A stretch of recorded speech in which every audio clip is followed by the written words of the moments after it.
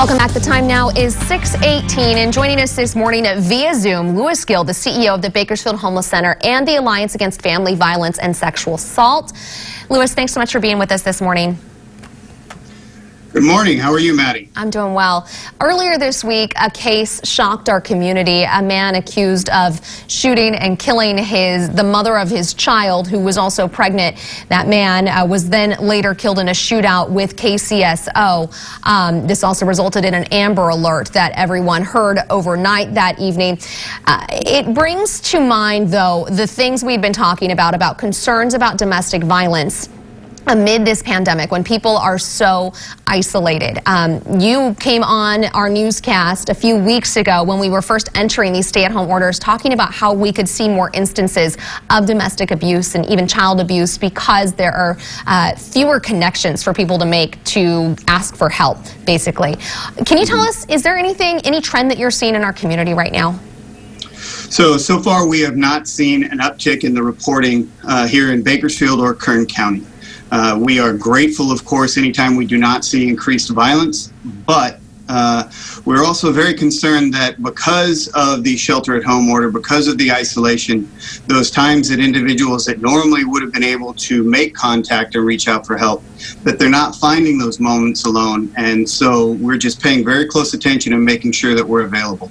Do you have recommendations and tips if people are in that situation where they find that they don't get time alone to call and ask for that help, or they can't get out of the house to go somewhere and seek help? What should they do?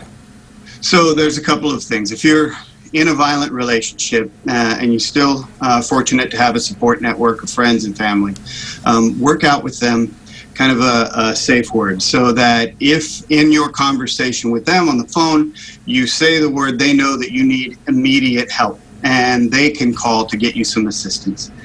Also, if you're in a position that you need to just leave, make sure that you put together kind of a go bag so that you have clothing, any medication you need, any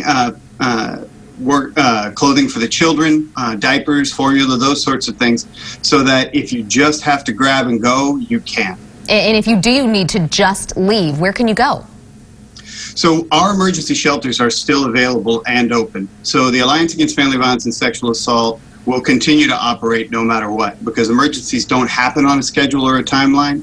And so we're making sure that we continue and that we're available. And I am incredibly proud of my staff because they are continuing to do that incredibly necessary work day after day. All right, let's go ahead and switch over and talk about the Bakersfield Homeless Center, because this is a time of crisis for everyone in our community, but people who were already in crisis before this, it's hitting them doubly hard, and we know the Homeless Center has been impacted, seeing fewer donations. Well, this was supposed to be the day of our annual barbecue fundraiser, helping to kind of fill that void and raise that money, and that's not happening, but you guys are doing a different thing to try and reach out to the community, right? That's right. We're doing a virtual barbecue. And so we're encouraging people to picnic at home with their families in a park, and then donate the cost of that picnic to the Bakersfield Homeless Center on our website, so that we make sure that we continue to be able to serve those individuals that are coming in and absolutely need help. What is the need right now at the Homeless Center? How has that changed with this pandemic? So we've had to change a lot of things about how we serve people right now. First and foremost, there's a lot more time in janitorial and sanitizing the entire campus. Also because we are the only family emergency shelter here in town, and we have many children here. They're home all day, so we've had to increase staffing to make sure that they have help for their homework, that there's programs for them so that they're just not going stir crazy. Also, we're feeding more people all day long. We've had to think of the safety of those children, and because we do have a rather large campus, we've had to close our gates so that people just can't walk on and off, and we've had to hire additional individuals to man those gates so that we know who's coming through. It's also required that we change the way that we do our meals. For individuals that live in the community, we just flatly refuse to stop feeding people that are hungry. But again, we need to be conscious of who's on campus, so we are giving to-go meals.